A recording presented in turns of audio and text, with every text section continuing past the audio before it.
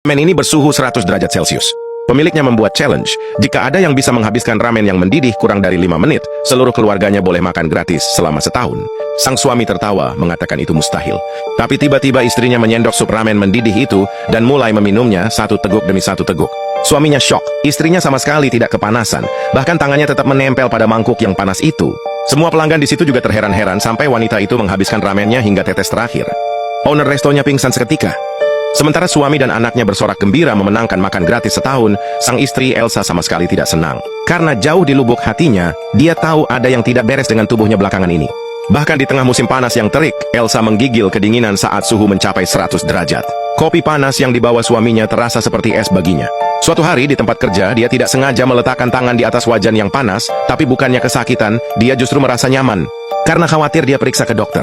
Setelah serangkaian tes, dokter menjelaskan bahwa otaknya masih dalam mode bertahan hidup akibat kedinginan.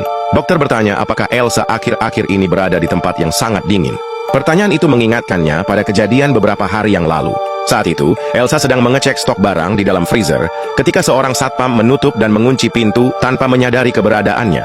Ketika Elsa menyadarinya, sudah terlambat. Dia memukul-mukul pintu dan berteriak minta tolong, tapi tak ada yang mendengar. Dia menelepon kantor keamanan, tapi si penjaga sedang asik mengobrol dan tidak mendengar dering telepon. Dinginnya sungguh tak tertahankan. Dia membungkus tubuhnya dengan terpal plastik untuk tetap hangat. Saat suhu tubuhnya terus turun, pikirannya mulai mengabur. Ketika dia hampir mati kedinginan, seorang pekerja kebetulan memeriksa freezer dan menyelamatkannya tepat waktu. Tapi ketika dia bangun di rumah sakit, sesuatu telah berubah. Tubuhnya sekarang selalu merasa dingin, dimanapun dia berada. Dokter mengatakan tidak banyak yang bisa dilakukan, mereka harus menunggu sampai otaknya tidak lagi merasa terancam.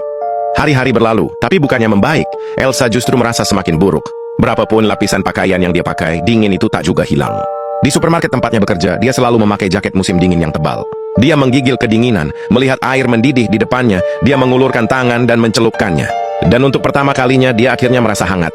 Lambat laun dia terpaksa cuti kerja. Tapi meski semua pemanas di rumahnya dinyalakan dengan maksimal, dia masih saja kedinginan. Suatu pagi dia melihat api berkobar dari sebuah apartemen di dekat rumahnya. Tanpa ragu, dia berlari menuju kebakaran itu dan masuk ke dalam gedung yang terbakar. Tapi dia tidak terluka sama sekali. Dia berhasil keluar dengan selamat, membawa para korban satu persatu.